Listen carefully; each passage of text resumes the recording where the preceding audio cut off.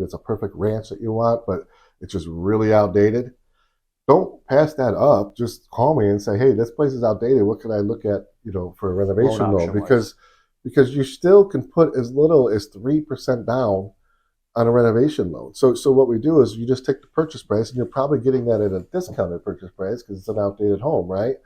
And then we have you get a bid from a contractor. It has to be a licensed contractor. Obviously, the lender wants to make sure the work's going to get done, and they have references and things like that. We check them out too.